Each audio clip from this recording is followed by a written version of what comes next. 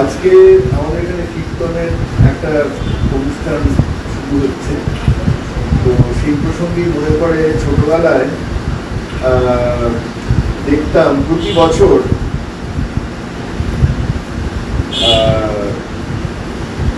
সংকীর্তনের আসর বসত অষ্টপ্রহর, এবং সেখানে তখন তো ছোট ছিলাম, তখন বুঝতাম না, কিন্তু তার একটা যে সুরের একটা মাধুর্য বা সুরের একটা টান, সেটা কেমন যেন ওই কিছু বুঝি আর না বুঝি ওই সামনে গিয়ে মানে একটা সুন্দর করে সেই সাজানো ফুলের পাপড়ি দিয়ে সাজানো মঞ্চ, সেখানে বিগ্রহ মূর্তি, তার সামনে সবাই বসে সমবেত সংকীর্তনের ধ্বনি আর একটানা, সেটা একটা অদ্ভুত অন্যরকম একটা ভালো লাগা তৈরি হতো। কিন্তু কিরকম ভালো লাগা সেটা বুঝতে পারতাম না। তারপরে এই কিছুদিন আগে দেখেছি পুরুলিয়া, মেদিনীপুরে বিভিন্ন গ্রামে দেখেছি যে হরিতল, সেখানে এই 6টা স্তম্ভ, সেখানে দিয়ে একটা এরকম মঞ্চের মতন করা। তো তারপরে জিজ্ঞেস করে জেনেছি যে সেখানে প্রতি বছর এই বৈশাখ জ্যৈষ্ঠ মাসে কীর্তন হয়, এবং ওরা বলেন নাম দেওয়া, গ্রামের মানুষ বলেন নাম দেওয়া।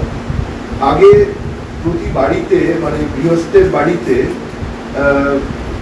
কীর্তনের আসর বসত। এখন শুনলাম যে সেটা আর ওই ব্যক্তিগত উদ্যোগে বা ব্যক্তিগত পারিবারিক উদ্যোগে ততটা যদি নাও হয়, সমবেতভাবে একটা গোষ্ঠী বা একটা সমগ্র গ্রামের সকলের কল্যাণের জন্যে সেখানে প্রতি বছর এরকম যারা সম্পন্ন ব্যবসায়ী বা কোনো বিশিষ্ট মানুষ গ্রামে, তারা এইটা উদ্যোগ করে এই কীর্তনের আসর বসান, এবং সেখানে তারা সবাই যোগ দেন, সবাই নাম গান শোনেন। তো সেই ব্যাপারটা আমার খুব ভালো লেগেছিল যে এখন নানান রকমভাবে এখন একটা ধর্মীয় অনুষঙ্গ বললেই নানান রকম আলোচনা উঠে আসে, কিন্তু মানুষের মধ্যে যে একটা অন্তরে যে একটা ভগবত চেতনা বা একটা কিছু ভালো কিছু শুনলে পরে তার যে একটা শ্রোতা হয় এখনো, সেটা কিন্তু ওই গ্রামে গেলে পরে বোঝা যায় যে এখনো না হলে এতখানি বিভিন্ন গ্রামে আমি দেখেছি যে এটা খুবই মানুষের মধ্যে সাড়া ফেলে, এবং ওই হরিতলাটা খুব এরা যত্ন করে মেনটেন করেন সবাই। তো কীর্তন সম্পর্কে আমার দু একটা ছোট জিনিস আমার খুব মানে গভীরভাবে ভালো লেগেছে। কীর্তন শব্দটার অর্থ কিন্তু যে ঈশ্বরের নাম, গুণ, যশ, লীলাগান, এটাই হচ্ছে কীর্তনের সংক্ষিপ্ত অর্থ। এবং শ্রীমদ্ ভাগবতে ঈশ্বর লাভের জন্য যে 9টি পন্থার কথা বলা হয়েছে তার মধ্যে কীর্তনই। আর যে জিনিসটা খুব সহজ করে ওরা বুঝিয়েছেন শাস্ত্রকাররা, সেটা হচ্ছে যে আমাদের যে অন্তরের এই আয়নার মতো যে অন্তর, মুকুরের সঙ্গে তুলনা করা হয়েছে, যে আমাদের যে অন্তর মন, সেই মনের যে ক্লেদ বা কালিমা, সেইটাকে মুছিয়ে উজ্জ্বল করে তোলে এই কীর্তনের নাম গান। কীর্তন শুনলে পরে আমাদের মন শুদ্ধ হয়। আর কি সুন্দর ব্যাখ্যা যে সেই যাত্রাপথটিতে মানে অন্তরকে বিকশিত করা এবং অন্তরকে নির্মল করার যে যাত্রাপথটি, সেইখানে শ্বেত পদ্ম ফুটিয়ে তোলার জন্যে চাঁদের আলো সেখানে যেন সুন্দর করে চাঁদের আলো ছড়িয়ে পড়ে, এবং যে বাড়িতে যিনি বিদ্যাস্বরূপা পত্নী, তার কাছে কীর্তন প্রাণস্বরূপ, এবং কীর্তন শুনলে যে আনন্দ হয়, এবং তাতে আমাদের মানে যিনি কীর্তন করেন তিনি যে একটা ভালো কাজ করছেন শুধু তাই নয়, আমরা যারা শুনছি, আমরা যারা শোনার সৌভাগ্য লাভ করছি, তাদের আত্মা যেন এই কীর্তনের মাধ্যমে অবগাহন করে, এবং আমরা যেন তাতে স্নাত হই, আমাদের মন শুদ্ধ হয়। একটা অদ্ভুত সুন্দর কথা পেয়েছি সন্ত তুকারাম, তিনি একটা অদ্ভুত সুন্দর কথা বলেছেন, কি ছোট্ট কথা কিন্তু কি অপূর্ব ভাব। তিনি বলেছেন যে পতিতোদ্ধারিণী গঙ্গা স্বর্গ থেকে নেমে আসছে মর্তে, আর কীর্তন হলো মানে জগতের সব মানুষের পাপ উদ্ধার করার জন্য পতিতোদ্ধারিণী গঙ্গা স্বর্গ থেকে মর্তে নেমে আসছেন। আর আমাদের এই কীর্তন গঙ্গার বিপরীত বাহিনী। কেমন করে বিপরীত বাহিনী? না, এই যে কীর্তন, এই কীর্তনটা উঠে আসছে হৃদয় থেকে, শ্রী বিষ্ণুর পাদপদ্মের দিকে ধাবিত হচ্ছে। গঙ্গা স্বর্গ থেকে নেমে আসছে, আর কীর্তনের সুরের মাধ্যমে আমাদের আত্মার গতি এবং আমাদের যে হৃদয়ের আবেগ, সেটা স্বর্গের দিকে ধাবিত হচ্ছে, বিষ্ণুর পাদপদ্মে আমরা নিবেদন করছি আমাদের ভক্তি।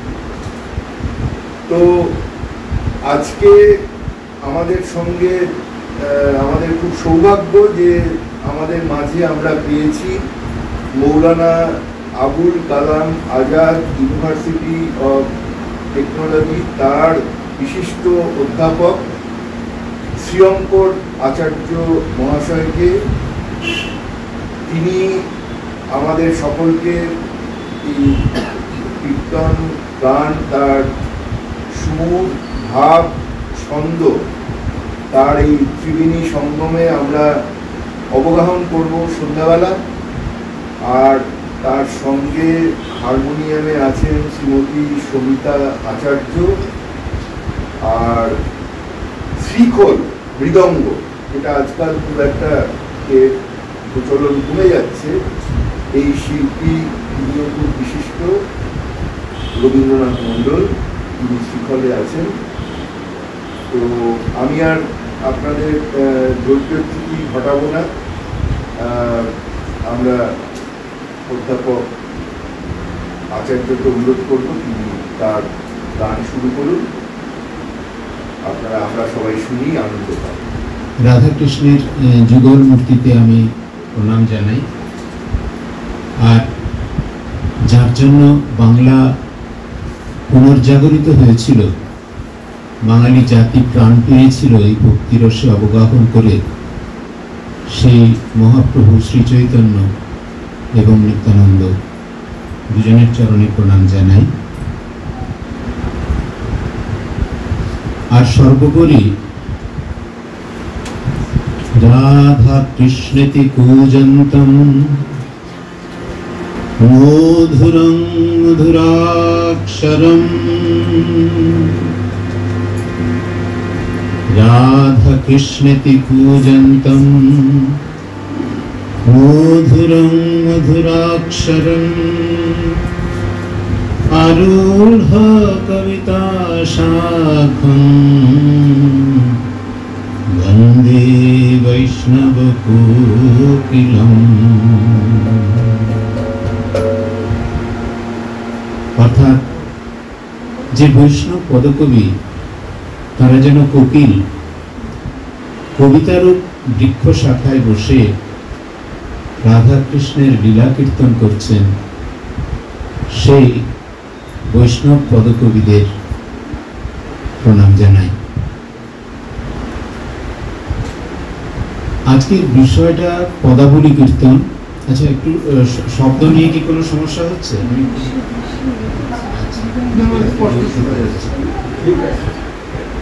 শোনা যাচ্ছে কিন্তু শব্দটা একটু লাউড। আচ্ছা,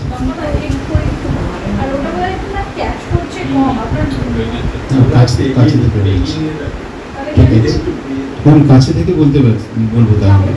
তো আমরা প্রথম পদকর্তা যাকে মেনে নিই তিনি হচ্ছেন কবি জয়দেব। তবে তিনি সংস্কৃততে লিখেছিলেন গীতগোবিন্দম,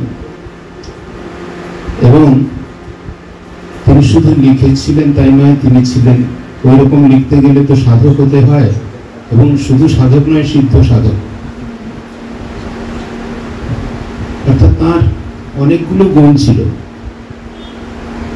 তিনি সাধক ছিলেন, তিনি কবি ছিলেন, তিনি সঙ্গীতজ্ঞও ছিলেন, গায়কও ছিলেন। তার এই গীতগোবিন্দম পদে রাগ এবং তালের উল্লেখ রয়েছে। এরপরে আমরা পদকর্তাদের দুভাগে ভাগ করতে পারি, শ্রী চৈতন্য পূর্ববর্তী এবং শ্রী চৈতন্য পরবর্তী। শ্রী চৈতন্যের আবির্ভাব কালটা কবে? 1486 সাল। তার আগে, সেই আবির্ভাবের আগে যারা রাধাকৃষ্ণর বিষয়ক পদ লিখেছিলেন তাদের মধ্যে বিদ্যাপতি রয়েছেন উল্লেখযোগ্য, এবং চণ্ডীদাস। চণ্ডীদাসের অনেকগুলো বৈচিত্র্য আছে, বুড়ো চণ্ডীদাস, দীন চণ্ডীদাস ইত্যাদি। তো ওই চণ্ডীদাস, মোটামুটি 3 জন চণ্ডীদাসের কথা পাওয়া যায়। তারাও শ্রী চৈতন্য পূর্ববর্তী সময়ে ছিলেন। খুব কম পদকর্তা শ্রী চৈতন্যের পূর্ববর্তী ছিলেন। পদকর্তার সংখ্যাটা হঠাৎ বেড়ে গিয়েছিল শ্রী চৈতন্যের মহাপ্রয়াণের পরে। অর্থাৎ তিনি যে ভাব আন্দোলন সৃষ্টি করে গিয়েছিলেন, ভক্তি আন্দোলন, ভক্তির ভাব সঞ্চারিত করেছিলেন জাতির মধ্যে, যে জাতি অত্যন্ত হীনমন্যতায় ভুগছিল, একটা বিজাতীয় সংস্কৃতির পদানত ছিল, তাদের মধ্যে থেকে আত্মবিশ্বাস চলে গিয়েছিল।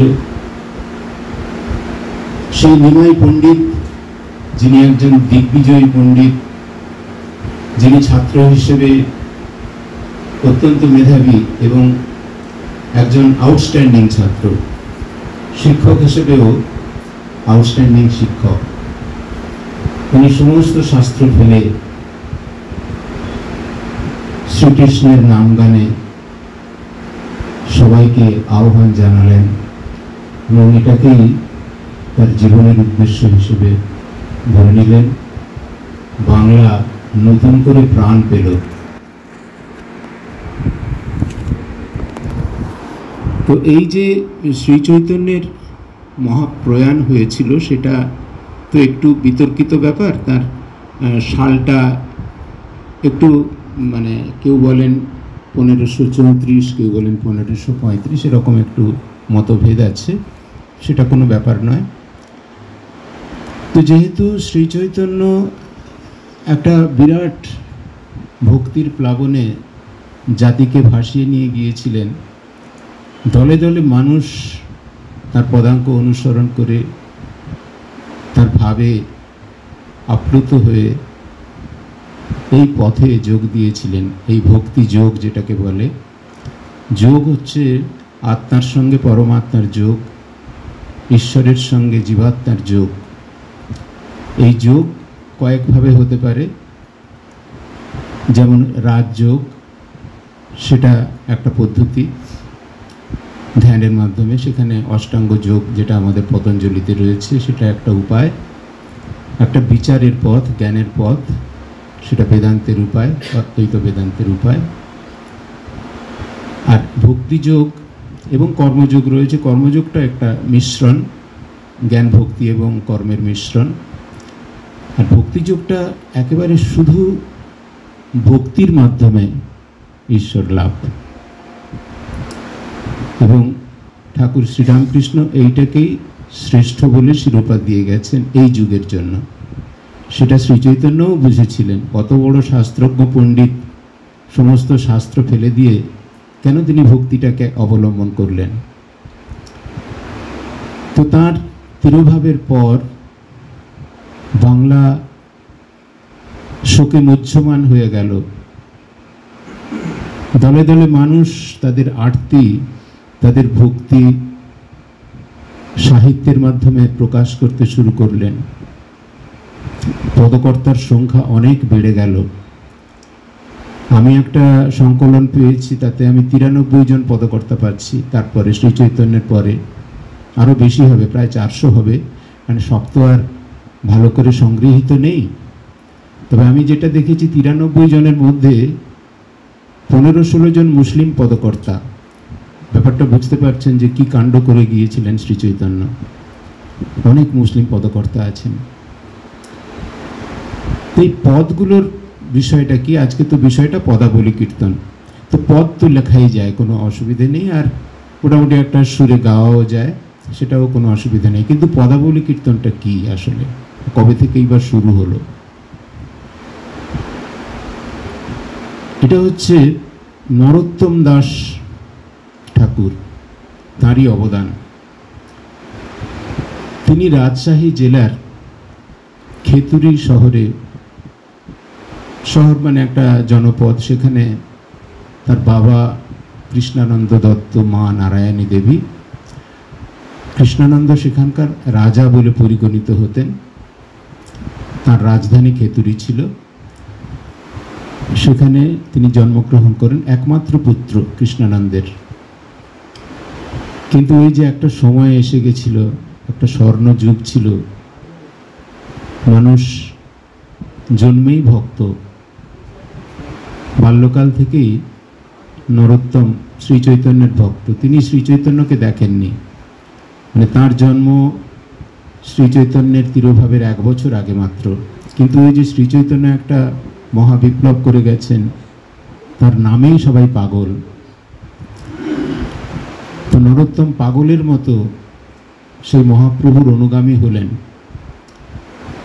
রাজার ছেলে 20 বছর বয়সে তার বাবা একদিন কোনো কর্মোপলক্ষে বাইরে গিয়েছিলেন, সে গৃহত্যাগ করে। তখন সে বিবাহিত, সুন্দরী স্ত্রী, সব কিছু ছেড়ে নরোত্তম বৃন্দাবনের পথে চলে যায়। এই ত্যাগগুলো কেমন, মানে এখানে এ হচ্ছে আসল বৈরাগ্য, মর্কট বৈরাগ্য নয় যে আমি ত্যাগ করছি, ব্যাগটা ঠিক মতো গুছিয়ে নিলাম, এই জিনিসগুলো নিতে হবে, এগুলো রাস্তায় কাজে লাগবে, ওই রকম নয়। এক কাপড়ে একবারে, হ্যাঁ, একেবারে হাত খালি করে বেরিয়ে পড়া, কোনো দিকে না তাকিয়ে।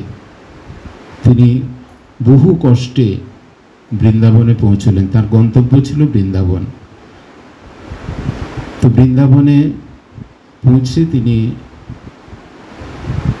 শ্রীজীব গোস্বামীর কাছে শাস্ত্র, বৈষ্ণব শাস্ত্র শিক্ষা করেন, পণ্ডিত হলেন। লোকনাথ গোস্বামীর কাছে দীক্ষিত হলেন, যদিও তিনি কাউকে দীক্ষা দিতেন না। তিনি যাই হোক করে, একটা সেও কাহিনী আছে, অত এখন বলা যাবে না, দীক্ষিত হলেন। আর সর্বোপরি যে ঘটনাটা ঘটালেন, হরিদাস স্বামী, যিনি ভারতবর্ষের একজন শাস্ত্রীয় সঙ্গীতের ভগবান, তানসেন যার শিষ্য, সেই হরিদাস স্বামী তখন বৃন্দাবনে থাকতেন। নরোত্তম তার শিষ্যত্ব গ্রহণ করলেন সঙ্গীত শিক্ষার জন্য। কেন সঙ্গীত শিখবেন? ঈশ্বর লাভের জন্য। তো সেই সঙ্গীত শিক্ষায় তিনি পারদর্শী হয়ে খেতুরিতে ফিরে এলেন অনেক দিন পরে। তার বাবা রাজা ছিলেন, অন্য কোনো সন্তান ছিল না। তো তার জ্যাঠার ছেলে সন্তোষ, যেহেতু তিনি রাজ্যের মালিক, তিনি সন্তোষকে তার রাজত্ব দিয়ে দিলেন। ফাল্গুনের পূর্ণিমার দিন শ্রী চৈতন্যের জন্মোৎসব হলো খেতুরিতে। 6টি বিগ্রহ প্রতিষ্ঠা করেছিলেন নরোত্তম ঠাকুর। সেই প্রতিষ্ঠা উপলক্ষে সারা বাংলা, তামাম বাংলা থেকে সব পণ্ডিত সাধকরা এসে উপস্থিত হলেন। সেই অনুষ্ঠানে, ওই অনুষ্ঠানের যিনি সভানেত্রী ছিলেন তিনি নিত্যানন্দের স্ত্রী। তার নেতৃত্বে ওই অনুষ্ঠান, ওই উৎসব পালিত হলো। খেতুরির উৎসব বলে বিখ্যাত ওটা। সেখানে নরোত্তম দাস প্রথম পদাবলী কীর্তন চালু করেন। পদাবলী কীর্তনটা কি জিনিস না, এই যে রাধাকৃষ্ণের লীলা রয়েছে, বিভিন্ন লীলা, নৌকাবিলাস, মাথুর, রাসলীলা, রূপানুরাগ, সুরটাও, যদিও উনি শাস্ত্রীয় সঙ্গীত শিক্ষা করেছিলেন, সুর শাস্ত্রীয় সঙ্গীতের থেকে আলাদা, কিন্তু কোনো অংশে কম নয়, মানে আরো কঠিন বলা যায়, আরো সুন্দর, আরো অত্যন্ত রিচ যেটাকে বলা যায়। তো সেই যে শৃঙ্খলের তাল যেগুলো, সেগুলো হিন্দুস্তানি ক্লাসিক্যালের তালের থেকে আলাদা, ভিন্ন তাল। সেই তাল অবলম্বন করে বিভিন্নভাবে পদগুলোকে গাওয়া, কোনো একটা ভাব অবলম্বন করে, কোনো একটা পর্যায় অবলম্বন করে, সেটাকে পালা বলা হয়। যে আজকে এখানে নৌকাবিলাস পালা হবে, আজকে মাথুর হবে, এইরকম পালা হিসেবে ভাগ করা হয়। সেটা নরোত্তম দাস প্রথম ওই খেতুরির মহোৎসবে উনি এটার নিদান দিয়েছেন, মানে একটা চালু করে গেলেন। এই ঘরানাটাকে গরানহাটি ঘরানা বলে। এছাড়া কীর্তনের আরও কয়েকটি ঘরানা পরে তৈরি হয়েছে অন্য অঞ্চলে। ঘরানাগুলো তো ভৌগোলিক হয় একটু, মানে এই জায়গার এই ঘরানা, ওই জায়গার ওই ঘরানা। এরপরে যে ঘরানাগুলো এসছে, মনোহরশাহী ঘরানা, রেনেটি ঘরানা, এরকম আরও একটা ঘরানা রয়েছে। তো বিভিন্ন ঘরানায় কীর্তনিয়াদের উদ্ভব হলো তারপর থেকে। এই ঘটনাটা কবে ঘটেছিল, এই খেতুরির মহোৎসব? এটা 1582 সালে। তারপর থেকে এই পদাবলী কীর্তন শুরু হলো। এই হচ্ছে পদাবলী কীর্তনের সংক্ষিপ্ত ইতিহাস। এটা দীর্ঘদিন বাংলাকে মাতিয়ে রেখেছিল। বাংলার আপামর জনসাধারণ এর সঙ্গে একাত্ম হয়ে ঘন্টার পর ঘন্টা অশ্রু বর্ষণ করে গেছে, আনন্দাশ্রু। এ এক অপূর্ব রস, তার আস্বাদন করে মানুষ কি পেয়েছে, কি পাওয়া যায় এ থেকে? এই যে ধর্মীয় সংস্কৃতি, এটাকে ধর্মীয় সংস্কৃতি বা আধ্যাত্মিক সংস্কৃতি বলা যায়। আমাদের ভারতবর্ষে এই আধ্যাত্মিক সংস্কৃতিই অ্যাকচুয়ালি সমাজটাকে ধরে রেখেছিল। সমাজের যে নৈতিকতা, সমাজের যাবতীয় সামগ্রিক উন্নতি, সবটাই এসেছিল কিন্তু এই সংস্কৃতি থেকে। সংস্কৃতি হচ্ছে সব কিছুর ধারক বাহক। সংস্কৃতিটা নষ্ট হয়ে যাওয়ার ফলেই আমাদের পতনটা হয়েছে, এটাই মূল কারণ। কারণ এটা তো নৈতিক চরিত্রের মূলে, সমস্ত ধরনের দক্ষতার মূলে। আমাদের তো দক্ষ লোক ছিল গ্রামাঞ্চলে, গ্রামগুলো সব এক একটা ইন্ডাস্ট্রি ছিল, সেই সব বিক্রি করে আমাদের টাকা আসতো। আমরা পৃথিবীতে 1 নম্বর ছিলাম অর্থে, অর্থনৈতিক দিক থেকে 1757 পর্যন্ত। আচ্ছা, তো এই ব্যাপারটা, এটা একটা বিরাট বড় ভিত্তি, মানুষ তৈরির একটা বিরাট ভিত্তি হচ্ছে এই আধ্যাত্মিক সংস্কৃতি। সংস্কৃতির মাধ্যমে লেকচার দিয়ে এটা হয় না, সংস্কৃতির মাধ্যমে হয় এই কারণে এখানে রসাস্বাদনের মাধ্যমে সে আনন্দ পাচ্ছে, এবং আনন্দ পাচ্ছে বলেই যে শিক্ষাটা এর মধ্যে আছে, যে চরিত্রগুলো অবলম্বন করে কাহিনীটা রচিত হয়েছে, সেই চরিত্রের আদর্শটা তার মধ্যে একেবারে ইনজেক্টেড হয়ে যাচ্ছে, ভেতরে ঢুকে যাচ্ছে। তার চরিত্র তার অজান্তে তৈরি হয়ে যাচ্ছে। এটা লেকচার দিয়ে, বই পড়ে, সেমিনার করে হয় না। এটা একমাত্র সংস্কৃতি মানে শিল্পের মাধ্যমে হয়, যেখানে রসাস্বাদনের ব্যাপার রয়েছে। তো আমি এই বলে আপাতত শুরু করছি। আজকে আমি মানে অল্প কিছু হয়তো পদ করার, মানে গাইবার সময় পাবো। আজকে রূপ পর্যায়ের পদ একটু বেশি হবে। রূপানুরাগ, অর্থাৎ শ্রীমতী রাধারানী শ্রীকৃষ্ণের রূপে মুগ্ধ হয়ে, বিহ্বল হয়ে, সেই রূপের যে দেখার যে তার আরতি, সেটাই এই পদগুলোতে বর্ণিত হয়েছে। আমি একটা রূপ বিষয়ক পদ দিয়ে শুরু করছি। এটা জ্ঞানদাসের পদ। আপনারা পদকর্তার নামটা ভণিতাতে পেয়ে যাবেন। পদটা যখন শেষ হবে তখন দেখবেন ওখানে পদকর্তার নামটা রয়েছে। আমি আর বলে দেব না বারবার, ঠিক আছে? রূপ লাগি আখি ঝুরে গুনে মনোভোর, প্রতি অঙ্গ লাগি কান্দে প্রতি অঙ্গ মোর, আমার প্রতি অঙ্গ কাঁদে তাহার প্রতি অঙ্গ লাগি, আমার প্রতি অঙ্গ কাঁদে গুনে মন ভোর রে। সখীরা জিজ্ঞাসা করছে, রাধে তোর প্রতি অঙ্গ স্বামীর প্রতি অঙ্গ লাগি কাঁদে, এই কথার অর্থ আমাদের বুঝিয়ে বল। উত্তরে শ্রীমতী রাধারানী বলছেন, আমার নয়ন কাঁদে বিশ্বময় তাহারে দেখিতে, নাসিকা কাঁদে তারে অঙ্গবন্ধু লইতে, শ্রবণ কাঁদে মোর বিশ্ব কোলাহল মাঝে তার ব্রহ্মবাণী করিতে, শ্রবণ হস্ত যুগল কাঁদে সেবিতে তার যুগল চরণ,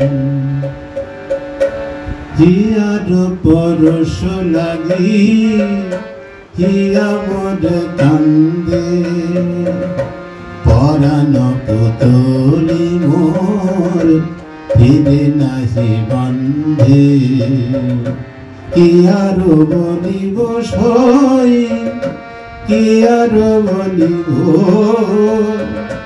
জীবন করেছি মনে সেই সে করিব, সে দেশে যাব এ দেশ ছেড়ে সে দেশে যাব, যেথায় শ্যামের বিদেশি নাই, এ দেশ ছেড়ে সে দেশে যাব। রূপ দেখি হিয়ারো আরতি নাহি টুটে, বলো কি বলিতে পারো যত মনে উঠে, রূপ দেখি হিয়ারো আরতি নাহি টুটে, বলো কি বলিতে পারো যত মনে উঠে, কোনো ভয় করি না যে যায় আমায় বলে বলো, কোনো ভয় করি না কলঙ্ক মোর রঙের ভূষণ, কোনো ভয় করি না জাগে হিয়ায় মদন মোহন, কোনো ভয় করি না। দেখিতে যে সুখ ওঠে কি বলিব তার, দরস পরশ লাগি আওলাইছে গান, দেখিতে যে সুখ ওঠে কি বলিব তার, দরস পরশ লাগি আওলাইছে গান। হাসিতে খুশিয়ে পড়ে কত মধুদার, লহু হাসে বহু পীড়িতের সার, হাসিতে খুশিয়ে পড়ে কত মধুদার, লহু হাসে বহু পীড়িতের সার। গুরু গর্বিত মাঝে তাকে সখী সঙ্গে, পুলকে পুরায় তনু শ্যাম পদ সঙ্গে, পুলকা বলি আমার সর্বাঙ্গে হয়, পুলকা বলি ওই মধুর কথা কইতে কইতে সর্বাঙ্গে হয়, পুলকা বলি। পুলক ঢাকিতে করি কত পরকার, নয়নের ধারা মোর বহে আনিবার, পুলক ঢাকিতে করি কত পরকার, নয়নের ধারা মোর বহে আনিবার, বাঁধ মানে না নয়ন ধারা মোর, বাঁধ মানে না ওই দিবানিশি সদাই ঝরে, বাঁধ মানে না ওই মন্দাকিনীর ধারার মতো, বাঁধ মানে না। ঘরেরও যাতে কজনে করি কানাকানি,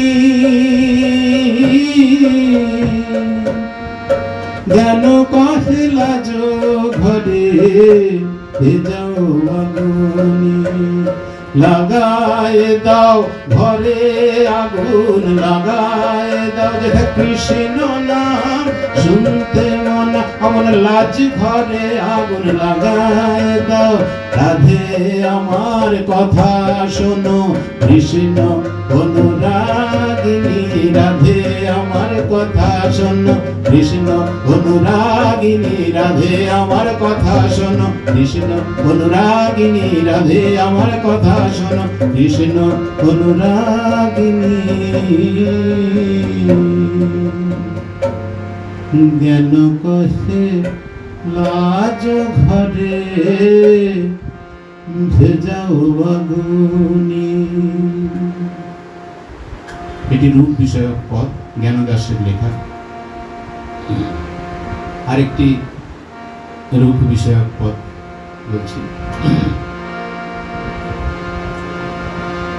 এই যে পদটি গাইলাম এখানে দুরকম তাল ছিল, একটা দাদরা টাইপের যেটাকে কীর্তনের ভাষায় জপ তাল বলে, 3-3 করে গেছে ছন্দ, আর একটা ছিল 4-4 করে গেছে যেটাকে মানে আমরা কাহারবা টাইপের বলি, ওটাকে চঞ্চুকুট বলে কীর্তনের ভাষায়, চঞ্চুকুট। অল্প বয়সে মোর শ্যামরাশি ঝড় ঝড় না জানি কি হবে পরিণামে আহামরি রে না জানি কি পরিণামে কি যে হবে না জানি কি অল্পে যদি এমন হলো না জানি কি হবে পরিণামে যদি নয়ন মুদে থাকি অন্তরে গোবিন্দ দেখি নয়ন মে দিয়া দেখি শ্যামে আহামরি রে নয়ন মে দিয়া দেখি শ্যামে। শ্রীমতী রাধারানী আমার সখীদের বলছেন, সখী আমি যদি নয়ন মুদে থাকি তাহলে আমার অন্তরে শ্রী গোবিন্দকে দেখতে পাই, আর যদি নয়ন মেলে থাকি তাহলে সবকিছুতেই তাকে দেখতে পাই। সখীরা বলছে তবে তুই এক কাজ কর, মন থেকে গোবিন্দকে একেবারে মুছে ফেলে দে। উত্তরে শ্রীমতী রাধারানী বলছেন, কেমন পাশরি গোতারে কেমন পাশরি গোতারে হেরি যারে ঢেকে মাঝারে হেরি বিশ্ব চরাচরে কেমন পাশরি গোতারে। শ্রী শ্রী চৈতন্য চরিতামৃতে কৃষ্ণদাস গোস্বামী মহাশয় রাধারানীর উক্তিকেই সমর্থন করে বলছেন, কৃষ্ণময় তনু কৃষ্ণ অন্তরে বাহিরে যাহা যাহা নেত্র পড়ে তাহা কৃষ্ণ স্ফুরে। স্থাবর জঙ্গম দেখে না, দেখে তার মূর্তি যাহা যাহা নেত্র পড়ে তাহা কৃষ্ণ স্ফূর্তি। প্রকৃতপক্ষে শ্রী চৈতন্য দেবেরও শ্রীমতী রাধারানীর মতো অবস্থা হয়েছিল। তিনি বন দেখে মনে করতেন বৃন্দাবন, সমুদ্র দেখে মনে করতেন যমুনা, আর নীলাচলে দারুব্রহ্ম নীলমাধবকে দেখে তার মনে শ্রী গোবিন্দের রূপই উদ্ভাসিত হয়েছিল।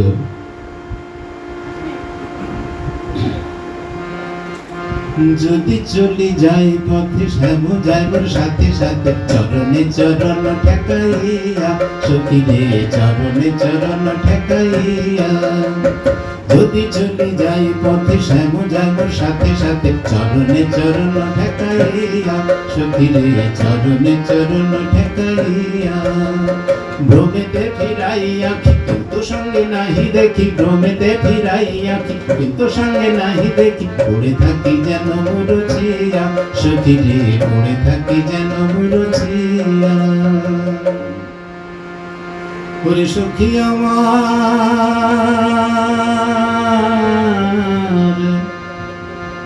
সখী আমার কহিনু তোদের আগে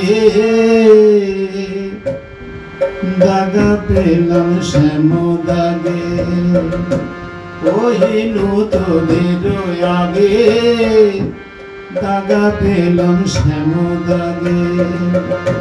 এ ছাড়ো জি বনে কি বাদায়, এ ছাড়ো জি বনে কি বাদায়। তিল আর তুলসী দিয়া সমর্পণ করেছি জিয়া, তিল আর তুলসী দিয়া সমর্পণ করেছি জিয়া। জনমের মতো রাঙা পায় সুপে দিয়েছি দেহ প্রাণ মন, সুপে দিয়েছি শিব গোবিন্দের পাদ পদ্মে দেহ প্রাণ মন সুপে দিয়েছি। সখীরা বলছে, রাধে তুমি তিল আর তুলসী দিয়ে কেন দেহ সমর্পণ করেছো, আমাদের বুঝিয়ে বলো। উত্তরে শ্রীমতী রাধারানী বলছেন, বলে সখী আমার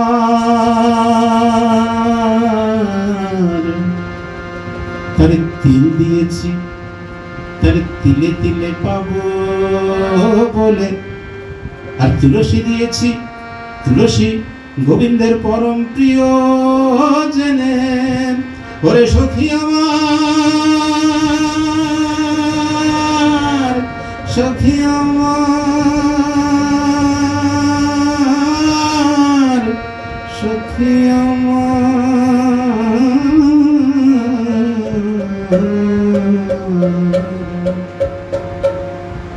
যোগিনী হইয়া যাব দোকানে কুণ্ডল দেব, যোগিনী হইয়া যাব দোকানে কুণ্ডল দেব। এ ছাড় গৃহ করি হরি সখী রে, ছাড় গৃহ করি হরি। কৃষ্ণ নাম লব মুখে জনম গয়াব সুখে, কৃষ্ণ নাম লব মুখে জনম গোয়াব সুখে। যদু কহে এই বাঞ্ছা করি সখী রে, যদু কহে এই বাঞ্ছা করি। আমার বাসনায় আছে মনে মনে, আমার বাসনায় আছে মনে মনে, আমার বাসনায় আছে। আমি কেঁদে বেড়াবো বৃন্দাবনের পথে পথে, কেঁদে বেড়াবো হা কৃষ্ণ বলে কেঁদে বেড়াবো, কৃষ্ণ দয়া করো বলে কেঁদে বেড়াবো। যদি কহে এই বাঞ্ছা করি সখী রে, যদি কহে এই বাঞ্ছা করি। এটা ভনিতাতে দেখলেন, এটা যদুনাথ দাসের পদ, যদু কহে এই বাঞ্ছা করি।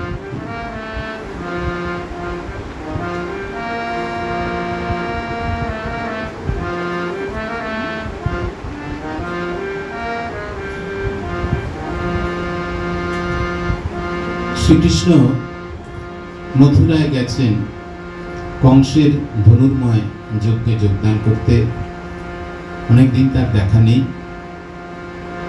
তো সেই বিরহ কাতরা রাধা তার যে আরতি যে পদগুলোতে প্রকাশ পেয়েছে সেগুলো মাথুর পর্যায়ের পদ, কিন্তু এই সময় মাথুরটা আমি বাদ রাখছি। হ্যাঁ, এই পরিস্থিতিতে শ্রীমতী রাধারানী কেবল শ্রীকৃষ্ণের ভাবরূপ কল্পনা করেন আর ভাবে তার দেখা পান, ভাবে তার সঙ্গে শ্রীকৃষ্ণের মিলন হয়। একে বলে ভাব সম্মিলন, ভাবোল্লাস। সেই যে ভাবে তার সঙ্গে মিলন হচ্ছে, তাতে শ্রীমতী উল্লসিত হয়ে সখীদের বলছেন,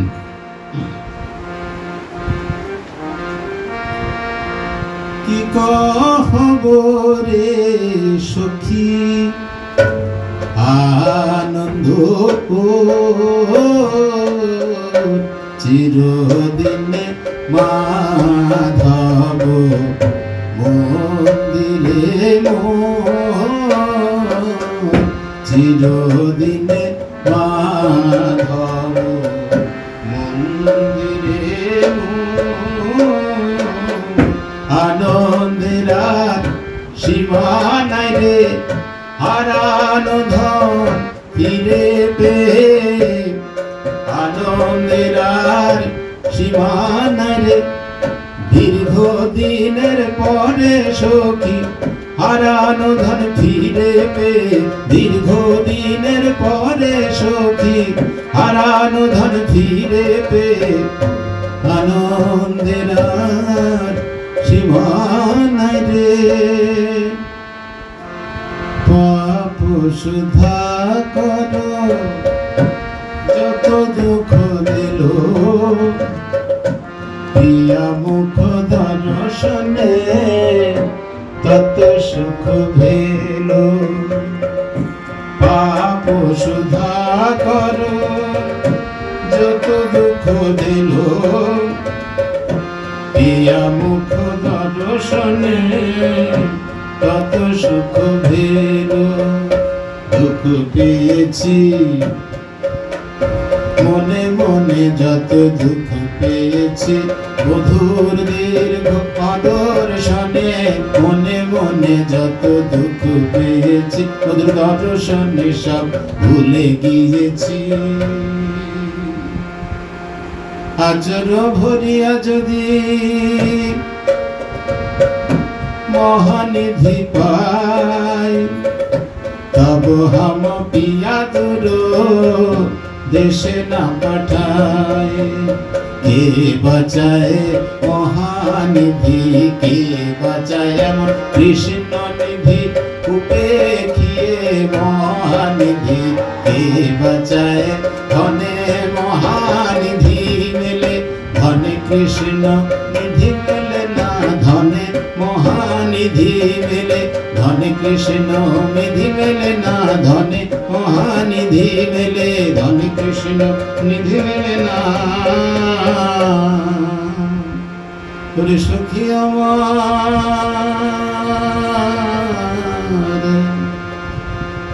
শীতের ওড়নি পিয়া গিরিশির বরিশার ছত্র বিয়া ধরিয়ার না। শীতের ওড়নি পিয়া গিরিশির বরিশার ছত্র বিয়া ধরিয়ার না। অভাব কিসের বল বলো আমার, অভাব কিসের এমন গুণের পিয়া যাহার, বলো বলো আমার অভাব কিসের। ভনয়ে বিদ্যাপতি সুনবর নারী, সুজনক দিন দিবস দুচারি। কদিন থাকে সুজনের দুঃখ, কদিন থাকে সুজনের দুঃখ, কদিন থাকে প্রাণ ভরে গোবিন্দ বলো। সুজনের দুঃখ কদিন থাকে প্রাণ ভরে গোবিন্দ বলো। কৃষ্ণ অনুরাগিনী প্রাণ ভরে গোবিন্দ বলো, কৃষ্ণ অনুরাগিনী প্রাণ ভরে গোবিন্দ বলো, কৃষ্ণ অনুরাগিনী প্রাণ ভরে গোবিন্দ বলো, কৃষ্ণ অনুরাগিনী। সুজনক দিন দিবস দুচারি।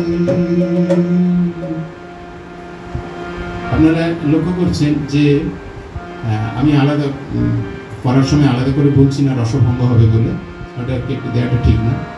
মানে কিছুটা অংশ পদ থাকে, আর এমনি বাংলায় যে কথাগুলো শুনছেন সেগুলো আখর, মানে দু লাইন পদ হলো, তারপরে কীর্তনিয়া নিজে বানিয়ে বানিয়ে আখর করে। যেমন আমরা ক্লাসিক্যালে যেরকম তান হয় না, বানিয়ে বানিয়ে তান হয়, রবীন্দ্রনাথ আখরকে বলেছেন যেটা হচ্ছে ওই তান জাতীয় একটা ব্যাপার। কীর্তনে যে আখর ব্যবহার রবীন্দ্রনাথ বলছেন যে এটা তান। তো এখানে হচ্ছে কীর্তনিয়ার স্বাধীনতা, সে দু লাইন পদ বলে তারপরে যে তার সুরে ব্যাখ্যা আর কি, রাখো এক রকমের। তো সেখানে সে মানে স্বাধীন, সেভাবে সে বলতে পারে আর কি।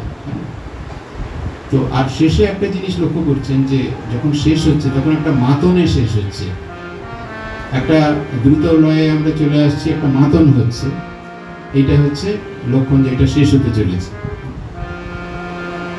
আমি এবার রূপানুরাগে ফিরে এসেছি, এটা ভাবোল্লাস করেছিলাম, আবার রূপে ফিরে আসছি।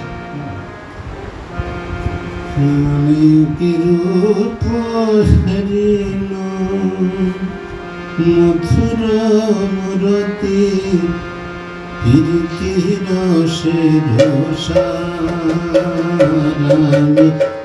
রূপ হেরিল মধুর মূরতি প্রীতি রসে রসা আমার হেন লয় মনে তিন ভুবনে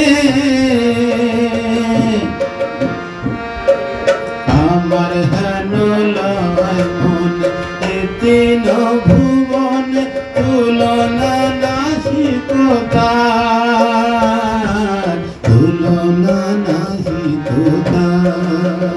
আমি কি রূপ হেরিল মধুর মূরতি প্রীতি রসে রসার অতুলনীয় তাই তো তিনি অতুলনীয়, তাহার তুলনা তুলনা তুলনা তাই তো তিনি অতুলনীয়।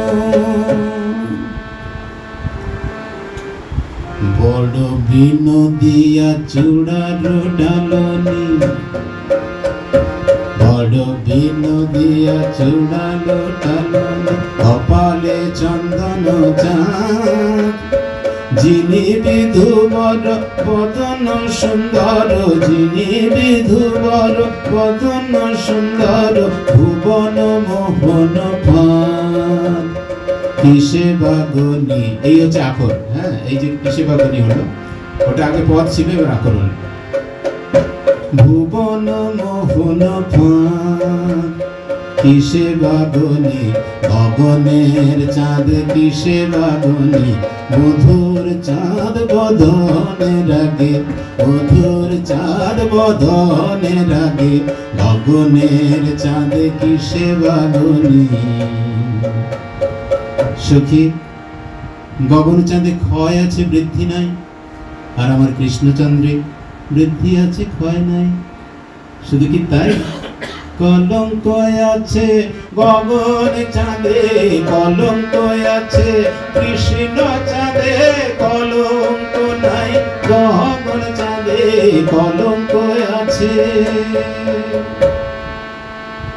নব জলধর রসি গর গর, নব জলধর রসি গর গর, বরণ চিকন গালা মেঘে নেমেছে, আকর মেঘে নেমেছে, মনে হয় যেন মেঘে নেমেছে, যমুনার কুলে মেঘে নেমেছে, বৃন্দাবন ভাসাবে বলে তার কৃপা বারি সিঞ্চন করে, যমুনার কুলে মেঘে নেমেছে, মনে হয় যেন মেঘে নেমেছে।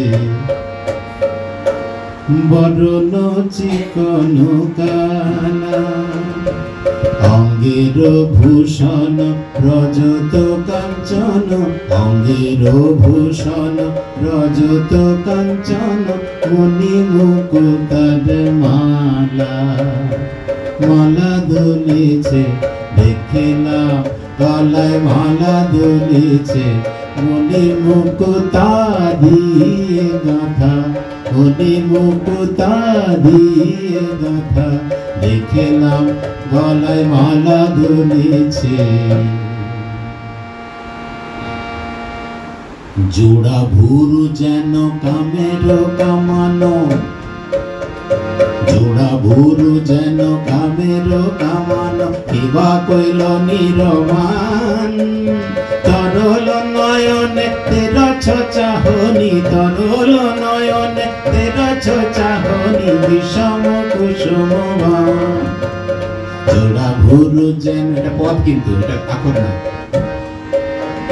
জোড়া ভুরু যেন কামের কামান, এবা কইল নিরমান। তরল নয়নে তের চাহনি, তরল নয়নে তের চাহনি, বিষম কুসুমমান। সুন্দর অধরে মধুর মুরলী, সুন্দর অধরে মধুর মুরলী, হাসিয়া কথাটি কয়। মরি মরি কিবা মধুর হাসি, মরি মরি কিবা মধুর হাসি, ওই হাসি আমায় করে উদাসী, হাসি আমায় করে উদাসী, মরি মরি কিবা মধুর হাসি। সখীরা বলছে, হাসি তো সবাই হাসে, তা তুমি তার হাসির কথা কেন বলছো রাধে? তার হাসির কি বৈশিষ্ট্য আমাদের বুঝিয়ে বলো। উত্তরে শ্রীমতী রাধারানী বলছেন, লোকে আগে কথা বলে, পরে লোকে হাসে, আমার বধূ তা নয়, তা নয়, দেখিলে মৃদু মৃদু হাসে। লোকে আগে কথা বলে, পরে লোকে হাসে, আমার বধূ তা নয়, তা নয়, দেখিলে মৃদু মৃদু হাসে। যার মধু তার সকলি মধু, তার হাসিতে মধু মাসিতে মধু, যার মধু তার সকলি মধু, তার হাসিতে মধু মাসিতে মধু, তার চরণ ধ্বনিতে ও মধু, চরণ ধ্বনিতে ও মধু, সে যে আমার পরাণ বধূ। হাসিয়া কথাটি কয়, বীজ ভীম কয় ও রূপনগর, বীজ ভীম কয় ও রূপনগর, দেখিলে পরাণ রয়। প্রাণ বাঁচে না, না দেখিলে প্রাণ বাঁচে না, দেখিলে ও প্রাণ রাখা হয় দায়, না দেখিলে প্রাণ বাঁচে না। বীজ ভীম কয় ও রূপনগর, দেখিলে পরাণ রয়। এটা বীজ ভীমের পদ।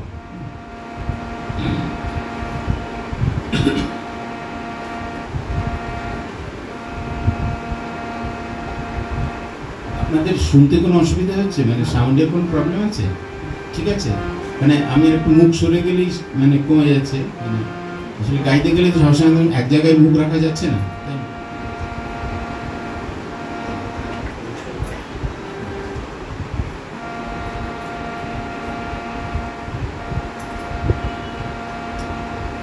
কীর্তনে কিছু তাল আছে যেগুলো মানে যেমন শাস্ত্রীয় সঙ্গীতে বিলম্বিত আছে, এখানেও বিলম্বিত তাল আছে, খুব বড় বড় তাল আছে, এমনকি 46 মাত্রারও তাল আছে। শাস্ত্রীয় সঙ্গীত আমাদের যে হিন্দুস্তানি ক্লাসিক্যাল, তার সঙ্গে এর তফাৎ হচ্ছে যে ওখানে ধা ধিন ধিন, এটা এই যে এটাকে আমরা যখন বিলম্বিত করি, ধাটাকে 4টে ভাগে ভাগ করে নিই। ধাটা অনেক কিছুক্ষণ ধরে চললো, তারপরে ধিন কিছুক্ষণ ধরে চললো, এইভাবে বোল আলাদা হয় না, খালি ওই ধাটা বিলম্বিত হয়ে যায়, 4 ভাগে ভাগ হয়ে যায়। ঠিক আছে, কিন্তু কীর্তনে যদি 46 মাত্রার তাল থাকে, 46টা বোল হবে আলাদা। ভাবতে পারছেন কি কঠিন ব্যাপার? যারা বাজাচ্ছেন তাদেরও বোলগুলো সব মনে রেখে রেখে সেই বোলটাই বাজাতে হচ্ছে। হ্যাঁ, মানে এইরকম মানে কীর্তন হচ্ছে এতটাই একটা সমৃদ্ধ সঙ্গীত। মজার ব্যাপার হচ্ছে আমরা খুব গর্ব করি, আমরা অনেকটা এগিয়েছি, আমরা শিক্ষিত হয়েছি। তো আমরা কি সঙ্গীতে খুব শিক্ষিত হয়েছি? মানে উদাহরণ দিয়ে বলি তাহলে, সঙ্গীতে কেন, আমরা আমাদের যে জীবনের শিক্ষা, যেটা পরাবিদ্যা বলে, যেটা অন্তর্জগতের শিক্ষা, চরিত্র গঠনের শিক্ষা, সেটা তো এইগুলোর মাধ্যমে হতো। সেটা বন্ধ হয়ে যাওয়ার জন্য আমাদের ওই দিকটা বন্ধ হয়ে গেছে, ওই দিকটা। তো আমাদের এই গ্রাম বাংলার আপামর জনসাধারণ তারা এই যে 46 মাত্রার তাল, এই যে এত রাগ রাগিনীর প্রয়োগ, এত কিছু সব কিন্তু জানতেন তারা। এবং তারা যখন আসরে যেতেন, সাধারণ প্রত্যন্ত গ্রামের মানুষ, তাদের সব কীর্তন মুখস্থ, এবং যদি কীর্তনীয় কিছু ভুল করতেন তাহলে সেটা ধরে ফেলতো তারা।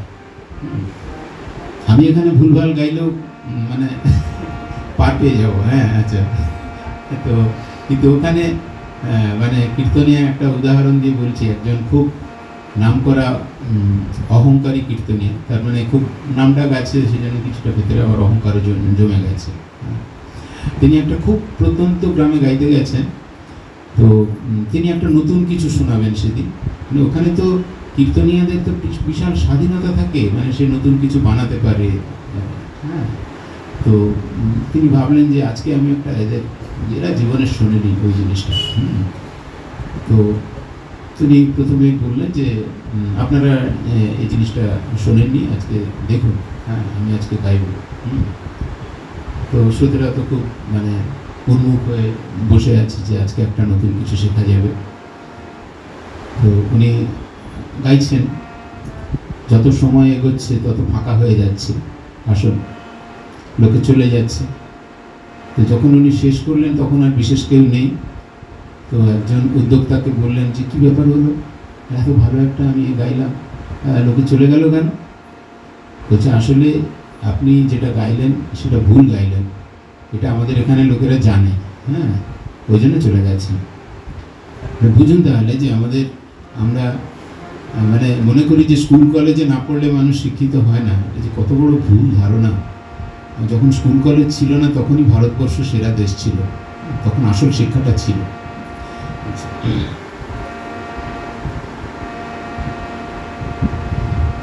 মধুরতে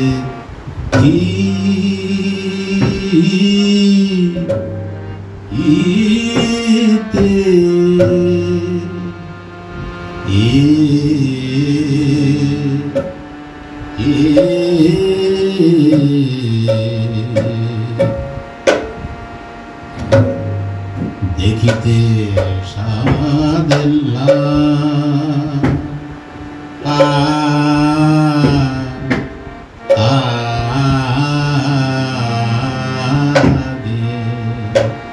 শৈল আমার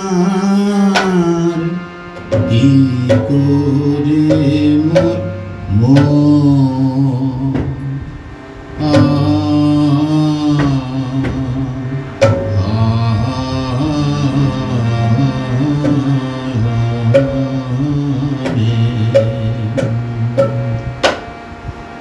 আমি পাশরিতে করি মনে, পাশর না যায় গো সখী, পাশরিতে করি মনে, পাশর না যায় গো সখী, পাশরিতে করি মনে, পাশর না যায় গো সখী, পাশরিতে করি মনে, পাশর না যায় গো সখী, পাশরিতে করি মনে, পাশর না যায় গো সখী, পাশরিতে করি মনে।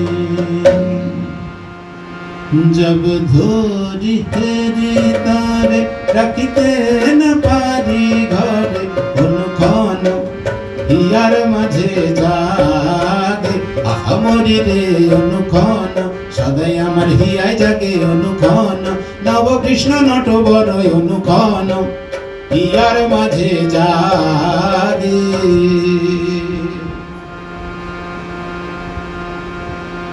কি করে মোর কুল লাজে, চেতনার গৃহ কাজে, কি করে মোর কুল লাজে, চেতনার গৃহ কাজে, কি করে মোর কুল লাজে, চেতনার গৃহ কাজে, তিলয়াধ সোয়াধনা পাই, তিলয়াধ সোয়াধনা পাই, হাসিয়া চাহিল মোরে বিকাইলা মাটি ঠারে, হাসিয়া চাহিল মোরে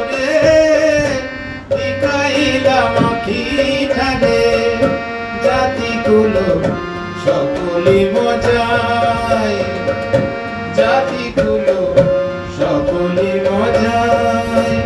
ভালো লাগে না,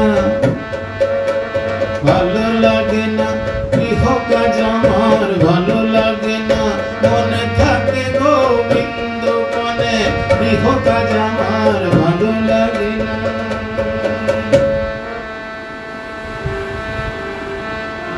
সাজায় যৌবন ডালায় আগে ধরে ফুলমালা, সাজায় যৌবন ডালায় আগে ধরে ফুলমালা। যৌবন লিখিয়া দিব তাই সখী রে, যৌবন লিখিয়া দিব তাই সপিয়া দিব গো, সপিয়া দিব গো।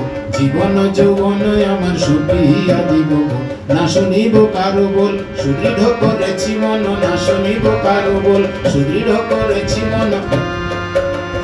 লোক মাঝে ঘুচাইব দায় সখী রে, লোক মাঝে ঘুচাইব দায়। লোকের কথায় কান দিব না, লোকের কথায় কান দিব না। যে যায় আমায় বলে বলুক, লোকের কথায় কান দিব না। আপনি বিকাইবে যে তারে নিষেধিবে কে, আপনি বিকাইবে যে তারে নিষেধিবে কে। কুঞ্জে যাব নিশান উড়াইয়া, কুঞ্জে যাব নিশান উড়াইয়া।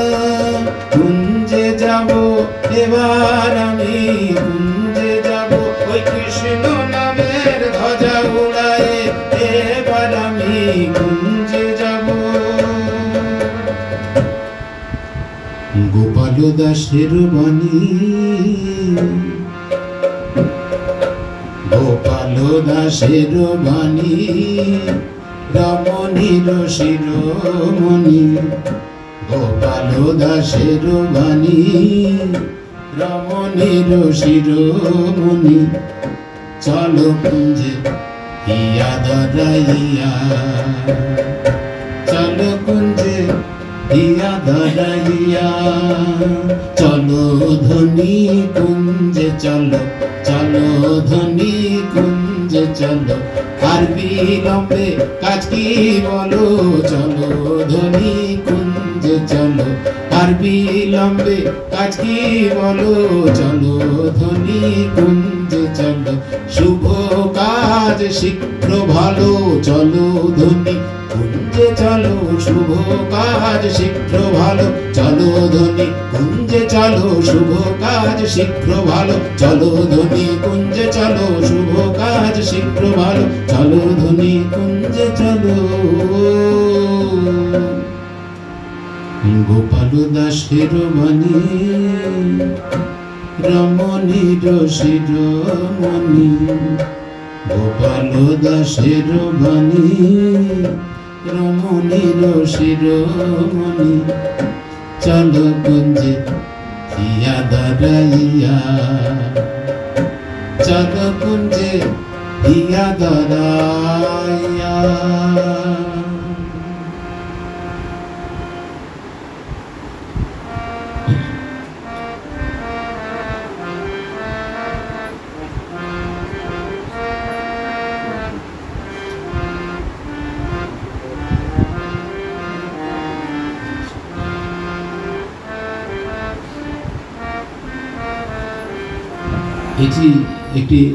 এটাও মানে এই পর্যায়ের গান।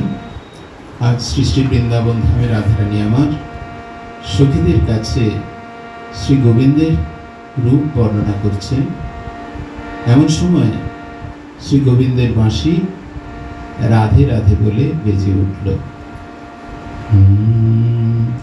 মন্দ মন্দ মধুর তান বাঁশি কোন বাকুঞ্জে বাজিল রে। মন্দ মন্দ মধুর তান বাঁশি কোন বাকুঞ্জে বাজিল রে। নায়রি শ্রী রাধে নব নায়রি শ্রী রাধে অনঙ্গ রঙে মাতিল রে। বাঁশি কই বাজে গো, ওই বাজে বাঁশি কই বাজে গো, ওই বাজে। রাধে রাধে রাধে বলে, রাধে রাধে রাধে বলে, ওই বাজে গো, ওই বাজে। শ্রবণে বাঁশি বসিল আসি, রাধা শ্রবণে বাঁশি বসিল আসি। সবার মনের কথা বাঁশি দিল প্রকাশে, মনের কথা বাঁশি দিল প্রকাশে। শ্রবণে বাঁশি বসিল আসি। রাধার হৃদে যমুনায় উঠল তুফান, হৃদে যমুনায় উঠল তুফান। শুনিয়া মোহন মুরলীর তান, শুনিয়া মোহন মুরলীর তান। হৃদে যমুনায় উঠল তুফান। যদি মোর বল ধর না বাজিও আর, জীবনের আশা মিটিল রে। মোর বল ধর না বাজিও আর, জীবনের আশা মিটিল রে। বাঁশি অন্তরে সরল ও ঘরে গরল, অন্তরে সরল ও ঘরে গরল। তনু মন শব্দ হিল রে। বাঁশিকে বলে তোরে মধু খরা, বাঁশিকে বলে তোরে মধু খরা। তুই যে রাধার সর্বহারা, তুই যে রাধার সর্বহারা। কে বলে তোরে মধু খরা, বাঁশিকে বলে তোরে মধু খরা। মুরলী রতন পঞ্চম গান, যমুনায় জন বহিল রে। মুরলী রতন পঞ্চম গান, যমুনায় জন বহিল রে।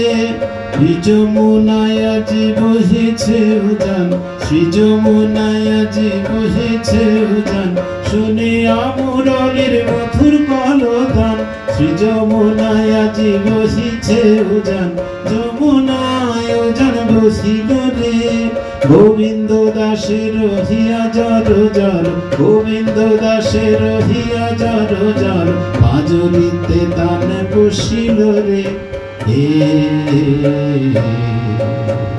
মন্দ মন্দ মধুর তান বাঁশি কোন বা কুঞ্জে বাজিল রে।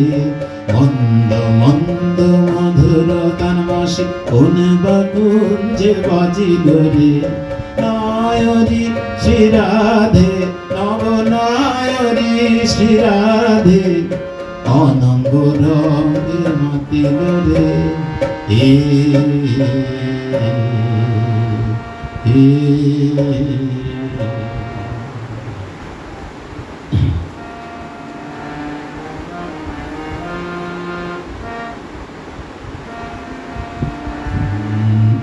রাইকো এটা একটু বলে নি, এটা মান পর্যায়ে। শ্রী শ্রী বৃন্দাবন ধামে রাধারানী কুঞ্জ সাজিয়ে, বাসর সজ্জা সাজিয়ে শ্রী গোবিন্দের জন্য অপেক্ষা করছেন। শ্রী গোবিন্দ যখন আসছিলেন সেই কুঞ্জের দিকে, তখন চন্দ্রাবলীর দুই সখী পদ্মা ও পদুমা তাকে অনুনয় বিনয় করে চন্দ্রাবলীর কুঞ্জে নিয়ে গেল। ভক্তাধীন ভগবান সে অনুনয় উপেক্ষা করতে পারলেন না, চন্দ্রাবলীর কুঞ্জেই নিশি যাপন করলেন। তারপর প্রভাতে যখন শ্রীমতী রাধারানীর কুঞ্জে এলেন, তখন রাধারানী কি করবেন? কথা বলছেন না, মাথা নিচু করে বসে আছেন। শ্রী গোবিন্দ বলছেন, রাইকো হৃদয় ও ও ও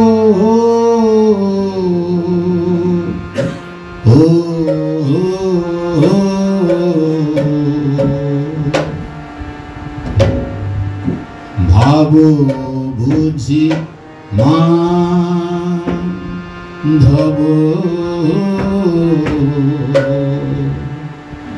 ও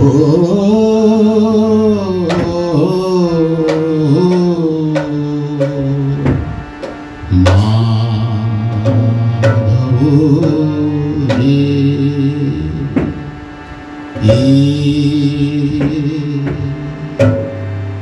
মরি রে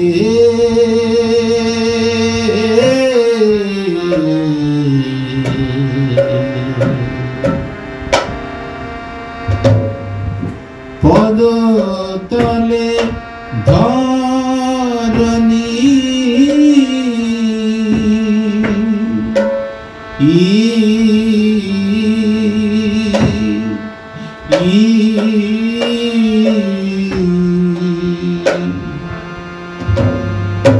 ধরণী লোটায় রে ওই নীলগিরি লোটায় পড়ে রে ওই মানগিরির চরণ তলে লোটায় পড়ে রে ওই মানগিরির চরণ তলে লোটায় পড়ে রে ওই মানগিরির চরণ তলে লোটায় পড়ে রে। নীলগিরি লুটিয়ে পড়ছে, মানে আমাদের শ্রী গোবিন্দ লুটিয়ে পড়ছে মানগিরির চরণতলে। রাধার মান হয়েছে, তার চরণতলে ক্ষমা প্রার্থনা চাইছেন। দুই হাত ধরে বলছেন, ওগো রাধে, তুমি একবার আমার মুখপানে চেয়ে চাও, আমি তোমাকেই আর জানি না, কিন্তু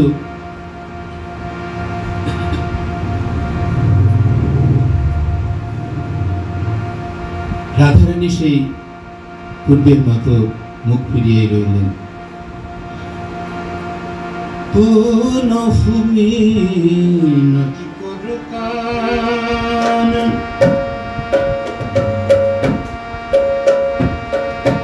পুনঃভূমি নতি করুকান, আমত বা অনুগত তুহু ভালা জানত, আমত বা অনুগত তুহু ভালা জানত, কাহে বধ মুঝ প্রাণ, কে না জানে, কে না তোমার, কে না জানে আমি, কে না তোমার, কে না জানে এই মধুর বৃন্দাবনে, কে না তোমার, কে না জানে তুমি সুধাও গিয়ে জনে জনে, কে না তোমার, কে না জানে, কে না তোমার, কে না জানে। তুহু যদি সুন্দরী মুঝু মুখ নাহে রবি, তুহু যদি সুন্দরী মুঝু মুখে নারে হেরে, তুহু যদি সুন্দরী মুঝু মুখ নাহে রবি, আম যাও বখন ঠাম সখী রে, আম যাও বখন ঠাম, কোথা বাজাবো আমি, কোথা বাজাবো, বলো বলো বলো রাধে, কোথা বাজাবো তোমার চরণ ছেড়ে আমি, কোথা বাজাবো। শ্রী গোবিন্দ আবার বলছেন, আমি কোথা বাজাবো, আমি কোথা বাজাবো এই মধুর মোহন বাঁশি, কোথা বাজাবো রাধা নামের সাধা বাঁশি, কোথা বাজাবো বাঁশি, বাঁশি রাধা বই আর জানে না গো, কোথা বাজাবো। এত মিনতি যাব করলহি মাধব, এত মিনতি যাব করলহি মাধব, তব না হেরাল বয়ান, তব না হেরাল বয়ান। গোবিন্দ দাস মিছই আসে আসল, গোবিন্দ দাস মিছই আসে আসন, রই রই চলে বড় কান, রই রই চলে বড় কান। চাইল না রে একবার ফিরে, চাইল না রে গোবিন্দের কাঁদা বদন পানে, একবার ফিরে চাইল না রে গোবিন্দের কাঁদা বদন পানে, একবার ফিরে চাইল না রে এমন ধ্বনি করবিনি, একবার ফিরে চাইল না রে এমন ধ্বনি করবিনি, একবার ফিরে চাইল না রে। যার লাগি এই জগৎ কাঁদে, মুনি কাঁদে, ঋষি কাঁদে, যার লাগি এই জগৎ কাঁদে, মুনি কাঁদে, ঋষি কাঁদে, সে কেঁদে কেঁদে চলে যায় রে, কেঁদে কেঁদে চলে যায় রে, যায় যায় আর ফিরে যায় রে, কেঁদে কেঁদে চলে যায় রে, যায় যায় আর ফিরে যায় রে। গোপাল দাসের বাণী রমণীর শিরোমণি, গোবিন্দ দাস মিছই আসে আসন, রই রই চলে বড় কান, রই রই চলে বড় কান।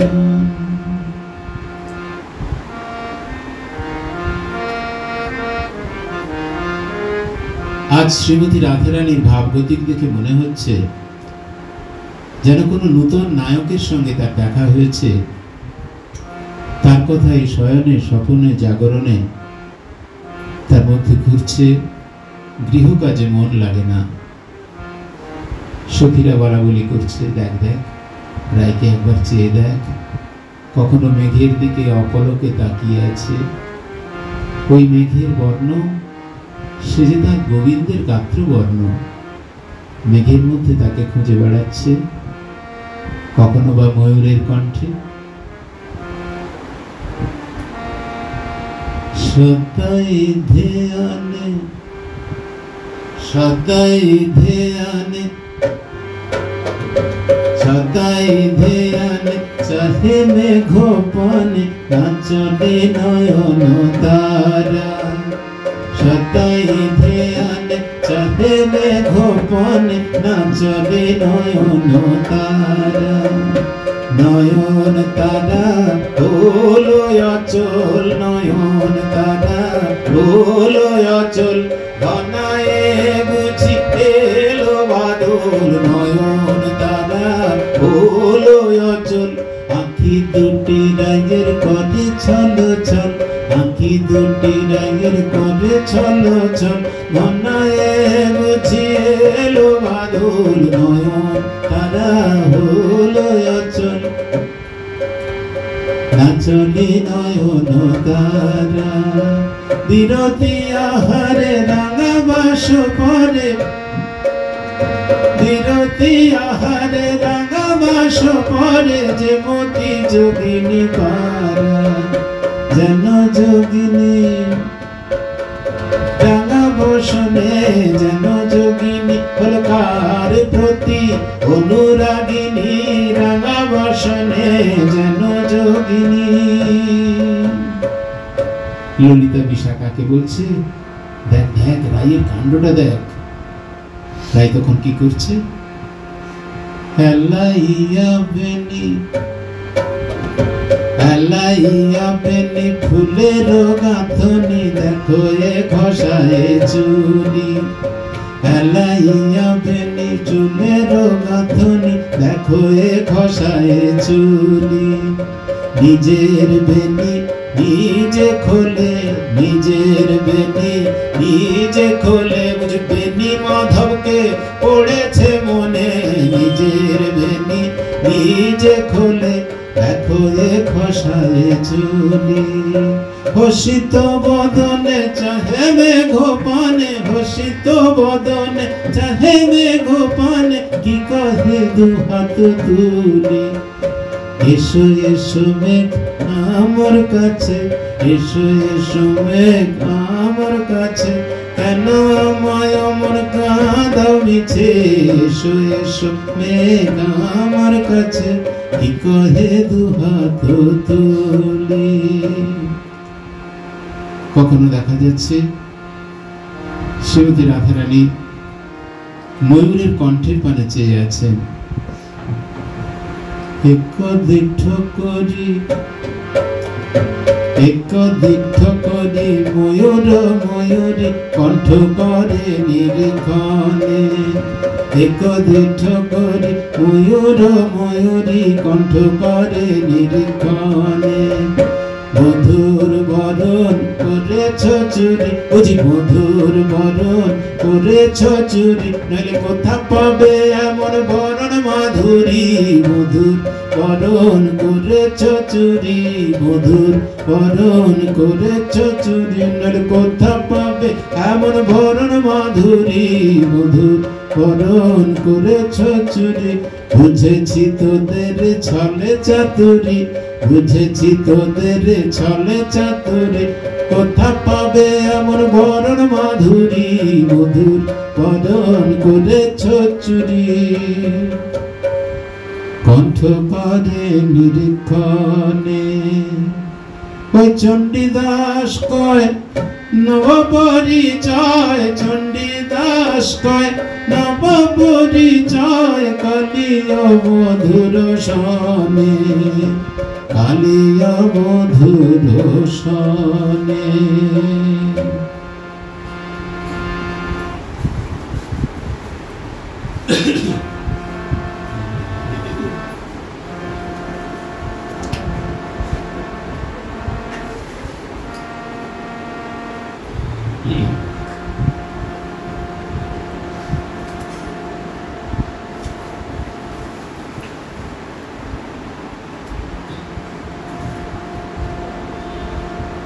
আজ বৃন্দাবন ধামে শ্রী গোবিন্দের রূপ বর্ণনা করতে গিয়ে শ্রীমতী রাধারানীর আর কথা আসছে না মুখে। কি করে বোঝাবেন সে রূপ, সে যে অনির্বচনীয়।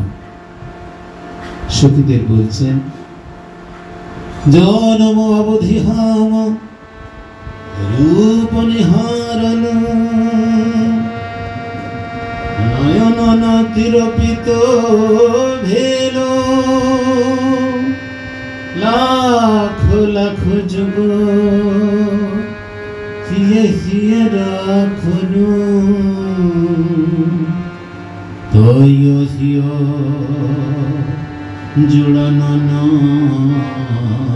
গেল। প্রকৃতপক্ষে জলপান করে তৃষ্ণা নিবারণ করা যায়, কিন্তু কৃষ্ণ রূপামৃত পান করে তৃষ্ণা নিবৃত্ত হয় না, বরং তা উত্তরোত্তর বৃদ্ধি পায়। একবারে কৃষ্ণ রূপামৃত যেই পান করে, তৃষ্ণা শান্তি নহে তৃষ্ণা বাড়ে নিরন্তরে।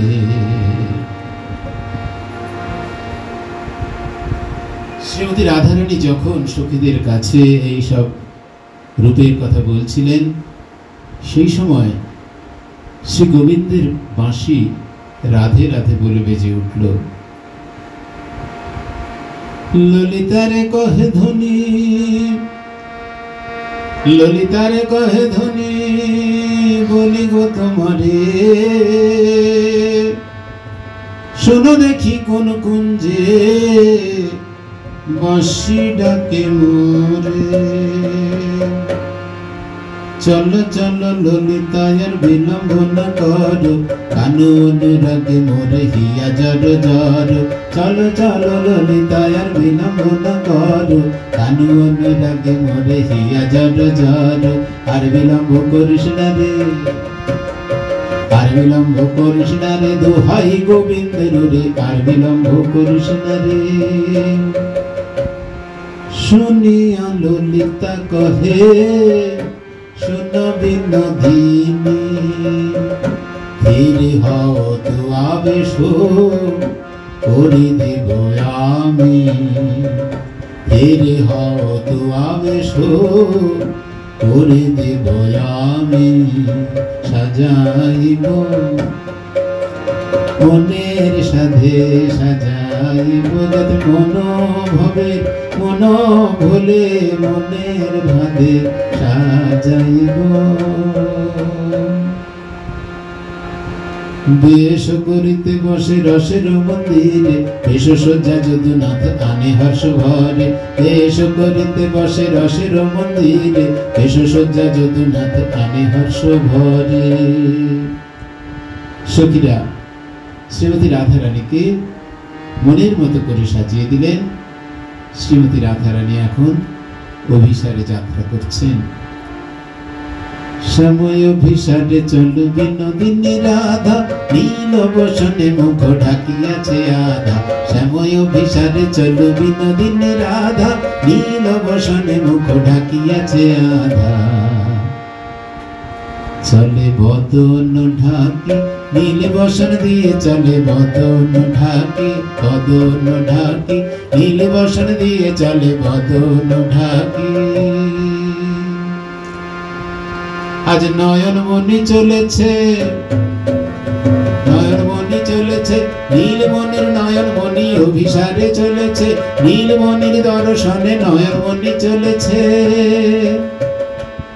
এক সখী আর এক সখীকে বলছে, আমার কি মনে হয় জানিস, আমার মনে হয় যেন হরিণী চলেছে, যেন হরিণী চলেছে, হরি দর্শন লাগি হরিণী চলেছে, হরি দর্শন লাগি হরিণী চলেছে। আরেক সখী বলছে, না রে, আমার কিন্তু তা মনে হয় না। আমার কি মনে হয় জানিস, আমার মনে হয় যেন মরালিনী চলেছে, শ্যাম সমুদ্রে সাঁতার দিতে মরালিনী চলেছে, শ্যাম সমুদ্রে সাঁতার দিতে মরালিনী চলেছে। আবেশে সখীর অঙ্গে অঙ্গ হেলাইয়া,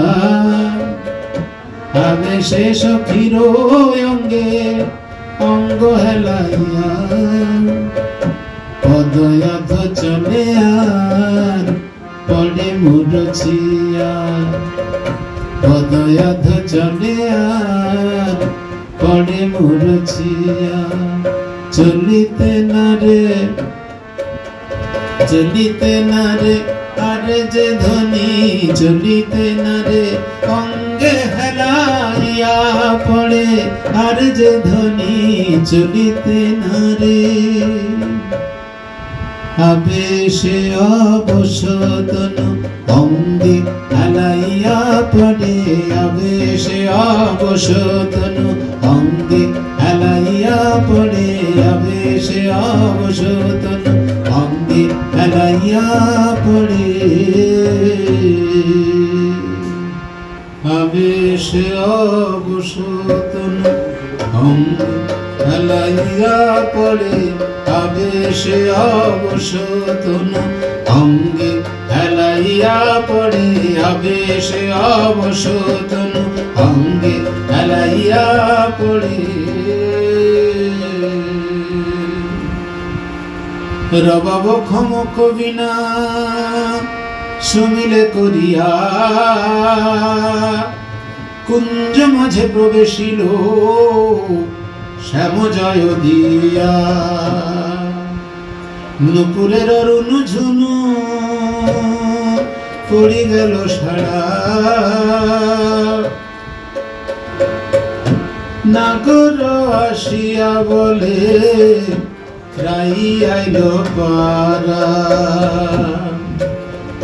এসেছে গো প্রেমময়ীরাই, এসেছে গো প্রেমময়ীরাই, এসেছে গো তার চরণে নূপুর বাজে, প্রেমময়ীরাই এসেছে গো।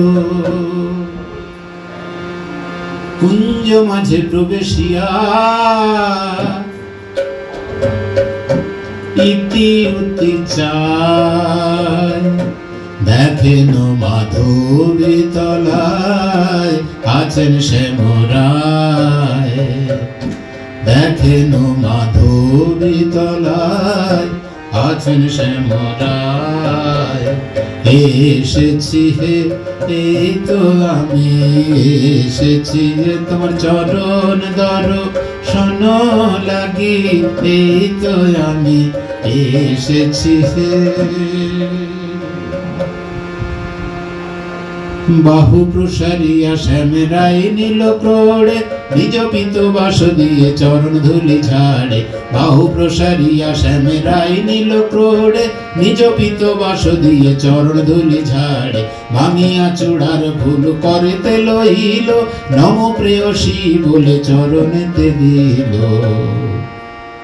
শ্রী গোবিন্দ আমার নিজের চূড়ার ফুল নিয়ে শ্রীমতী রাধারানীর চরণে দিচ্ছেন। তিনি ক্লান্ত হয়ে এসেছেন, তার চরণ ধুলা ঝেড়ে দিচ্ছেন নিজের উত্তরীয় দিয়ে।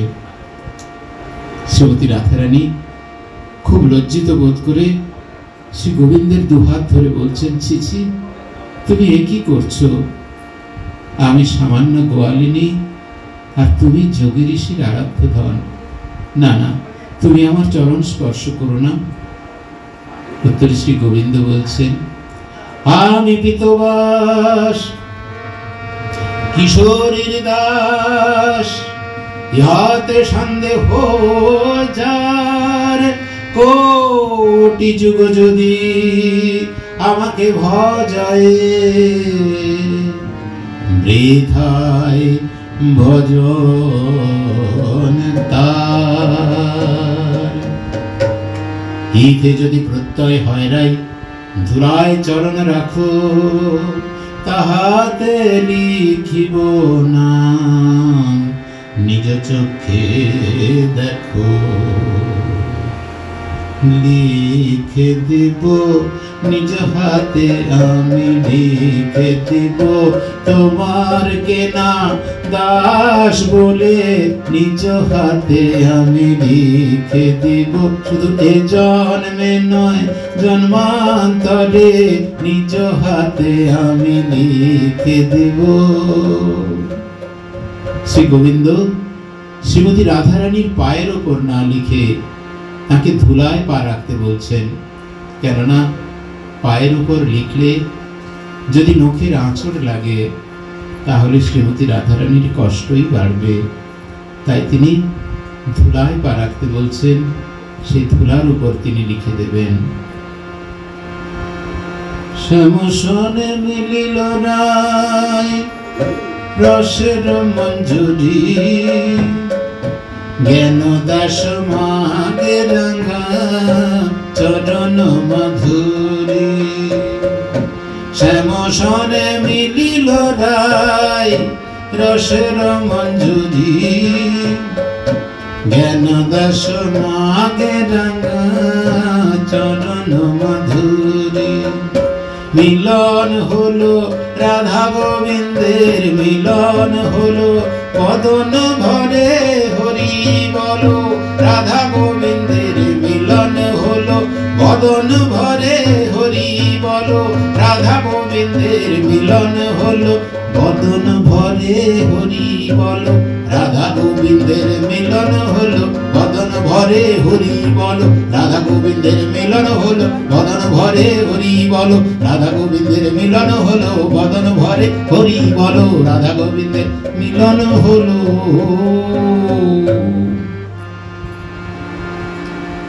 শ্রী গোবিন্দ এবং শ্রীমতী রাধারানী যুগল মূর্তি ধরে দাঁড়িয়ে আছেন। এই যুগল মূর্তি দেখে পদকর্তারা একটা গান লিখে গেছেন, সেটাকে বলে পল্লব গান। গোবিন্দ দাসের লেখা। এই গানের একটু চরিত্র পদের থেকে একটু আলাদা, শুনলে বুঝতে পারবেন। মিলনের গান। কালা চাঁদ চাঁদ চাঁদ চাঁদের বামে চাঁদ বদনি দাঁড়ালো, চাঁদ চাঁদ চাঁদ চাঁদের বামে চাঁদ বদনি দাঁড়ালো, চাঁদের বামে চাঁদ বদনি কি দিব তুলনা, শ্যাম নীল কান্তমণি রাই কাঁচা সোনা, চাঁদের বামে চাঁদ বদনি কি দিব তুলনা, শ্যাম নীল কান্তমণি রাই কাঁচা সোনা, চাঁদ চাঁদ চাঁদ চাঁদের বামে চাঁদ বদনি দাঁড়ালো, চাঁদ চাঁদ চাঁদ চাঁদের বামে চাঁদ বদনি দাঁড়ালো, চাঁদ চাঁদ চাঁদ চাঁদের বামে চাঁদ বদনি দাঁড়ালো। দুজনে দু কাঁধে ভুজো আরো পিয়া, রাই বামে করে শ্যাম শ্রীভঙ্গ ইয়া, দুজনে দু কাঁধে ভুজো আরো পিয়া, রাই বামে করে শ্যাম শ্রীভঙ্গ ইয়া, চাঁদ চাঁদ চাঁদ চাঁদের বামে চাঁদ বদনি দাঁড়ালো, দাঁড়াইলো শ্যামের বামে রসের মঞ্জুরি, পশু পক্ষী উন্মত্ত যুগল রূপ হেরি, দাঁড়াইলো শ্যামের বামে রসের মঞ্জুরি, পশু পক্ষী উন্মত্ত যুগল রূপ হেরি, কালা চাঁদ চাঁদ চাঁদ চাঁদের বামে চাঁদ বদনি দাঁড়ালো, চাঁদ চাঁদ চাঁদ চাঁদের বামে চাঁদ বদনি দাঁড়ালো। বহু ভাগ্যে দেখা যায়, বহু ভাগ্যে দেখা যায় রাধা গোবিন্দের যুগল মিলন, বহু ভাগ্যে দেখা যায়, দেখে রে নয়ন ভরি রাধা গোবিন্দের যুগল মাধুরী, দেখে রে নয়ন ভরি রাধা গোবিন্দের যুগল মাধুরী, দেখে রে নয়ন ভরি। ললিতা বিশাখায় আদি যত সখী গণে, আনন্দে দোহার রূপ করে নিরীক্ষণে, ললিতা বিশাখায় আদি যত সখী গণে, আনন্দে দোহার রূপ করে নিরীক্ষণে, ডালে বসে সুখ সারি করে নিরীক্ষণ, শ্রী রাধা গোবিন্দের যুগল মিলন, ডালে বসে সুখ সারি করে নিরীক্ষণ, শ্রী রাধা গোবিন্দের যুগল মিলন, কালা চাঁদ চাঁদ চাঁদ চাঁদের বামে চাঁদ বদনি দাঁড়ালো, চাঁদ চাঁদ চাঁদ চাঁদের বামে চাঁদ বদনি দাঁড়ালো, গোবিন্দ দাস কহে রসের মঞ্জুরি, গোবিন্দ দাস কহে রসের মঞ্জুরি, নবীন জলদ কোলে ধীর বিজুরি, নবীন জলদ কোলে ধীর বিজুরি, চাঁদ চাঁদ চাঁদ চাঁদের বামে চাঁদ বদনি দাঁড়ালো, চাঁদ চাঁদ চাঁদ চাঁদের বামে চাঁদ বদনি দাঁড়ালো। জড়াই আছে রে, জড়াই আছে রে চপলা ও চলা হয়ে, জড়াই আছে রে নবীন মেঘের পরশ পেয়ে, জড়াই আছে রে চপলা ও চলা হয়ে, জড়াই আছে রে। রাধাকৃষ্ণ যুগল মূর্তি ধরে দাঁড়িয়ে আছেন, তার সেই মূর্তি দেখে চকর,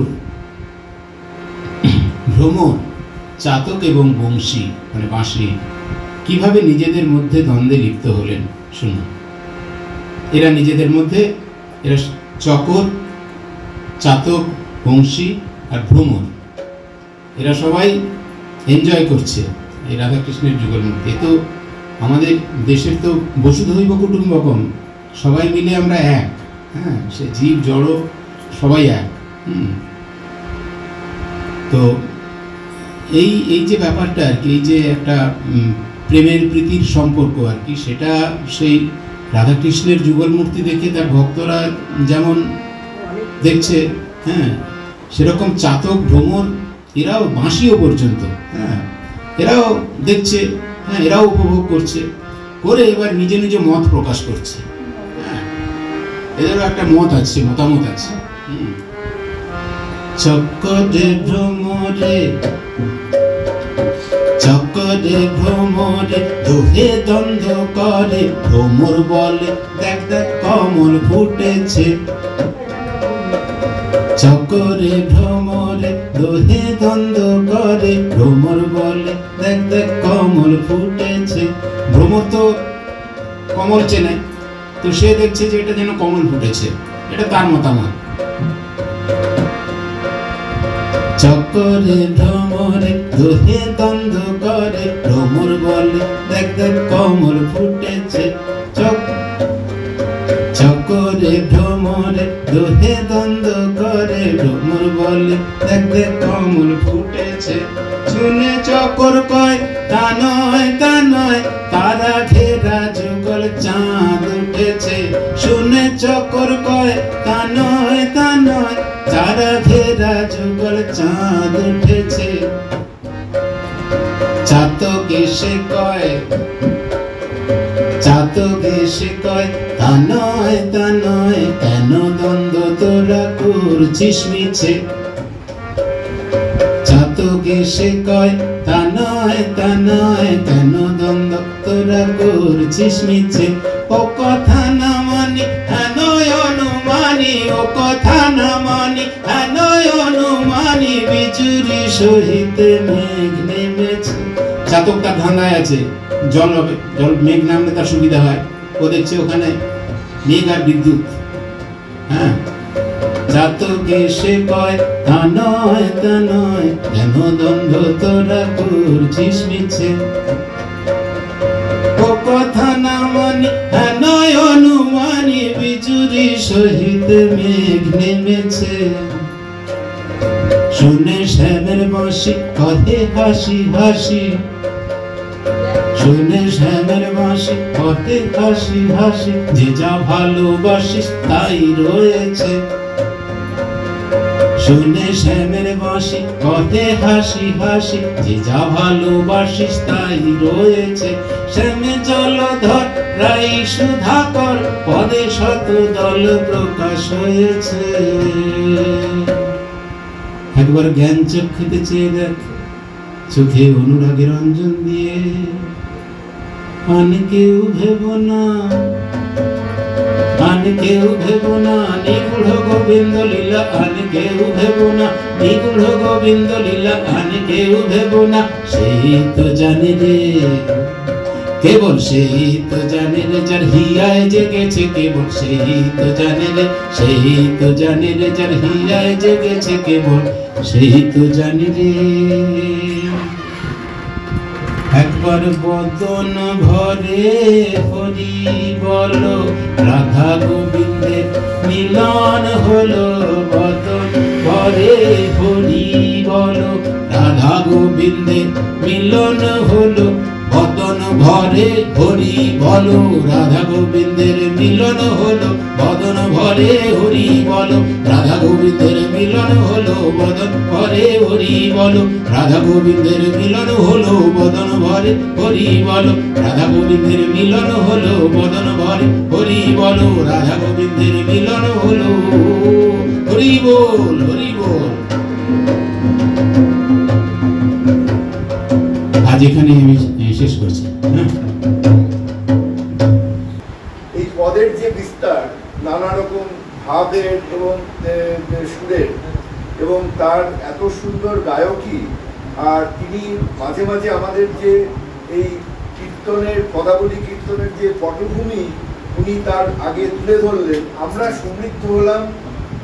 আমরা সত্যি মানে এই রবিবারের সন্ধ্যাবেলাটা এটা একটা অন্য রকম উচ্চতায় আমাদেরকে পৌঁছে দিল, অনুভূতির উচ্চতায় পৌঁছে দিল। এবং দেখুন, অধ্যাপক আচার্য কিন্তু কম্পিউটার সায়েন্সের প্রফেসর। বিজ্ঞান প্রযুক্তির সঙ্গে এই ভক্তিরসের কোনো বিরোধ যে নেই, সেটা উনি তো মানে ওনার এই গায়কী, গান এবং এর মাধ্যমে উনি তুলে ধরলেন। কি অপূর্ব ওনার এই প্রেজেন্টেশন। আর উনি যে এই একটা কথা বললেন যেটা খুব গুরুত্বপূর্ণ মনে হলো, যে আমরা সবাই আমাদের যে শিকড়, সেইখান থেকে আমরা কতটাই দূরে সরে এসেছি। যে উনি যে বললেন যে এই পদাবলীর যে এই বিভিন্ন পদ এবং তার যে ভাব এবং অর্থ, সেটা কিন্তু আমাদের গ্রামের মানুষ সেটা উপলব্ধি করতেন, তাদের কাছে এটা প্রিয় ছিল। এবং এই অধ্যাত্ম বোধ এইটা আমাদের মানুষের একটা সহজাত ব্যাপার ছিল, এবং সেই জন্যই বোধ করি সেই নীতি, সেই মূল্যবোধ এবং সেই অধ্যাত্মবোধ রসামৃত পান করে মানুষ যে স্বতঃস্ফূর্তভাবে আনন্দ পেতেন, এইরকমই ছিল আমাদের জীবন, এইরকমই ছিল আমাদের সমাজ, এবং এর চর্চা ছিল এইরকম মানুষের, এইরকম গুণী মানুষের সমাদর ছিল সমাজে। সেইগুলো আমরা যেন একটু আবার মানে উপলব্ধি করার চেষ্টা করি। আর আমি আর একটা জিনিস আমার খুব ব্যক্তিগতভাবে আমার খুব ভালো লেগেছে, সেটা হচ্ছে যে এই যে পৌষ্টিক লাইফ, এই যে একটা সংগঠন, এরা এই যে সমস্ত দেশজ জিনিস, দেশজ শস্য এবং দেশজ খাদ্য, জৈব সামগ্রী, সেগুলো আমাদেরকে সরবরাহ করে চলেন। সেটা যেরকম শরীরের পক্ষে, শরীরকে বিষমুক্ত করার জন্যে সেটা যেরকম একটা তাদের উদ্যোগ, এইটা একটা অবিস্মরণীয় ঘটনা হয়ে রইল। যে আমরা তো এখন আধুনিক কালে আমরা বলি ডিটক্স করা, এটা এখন খুব চলছে, ডিটক্স করা, শরীরকে ডিটক্স করা, কিন্তু এটা কিন্তু পৌষ্টিক লাইফ মনকে বিষমুক্ত করার একটা উদ্যোগ নিলেন। এইটার জন্যে তাদেরকে ধন্যবাদ জানাই। এবং এই যে ব্যাপারটা, যে এই দেহের সঙ্গে মনের যে অঙ্গাঙ্গি একটা সংযোগ রয়েছে, যে আমরা যদি দেহকে, শরীরকে যদি আমরা বিষমুক্ত করার কথা ভাবি, তাহলে কিন্তু আমাদের এটাও ভাবতে হবে যে আমাদের মনটা যেন একটু সুন্দর হয়।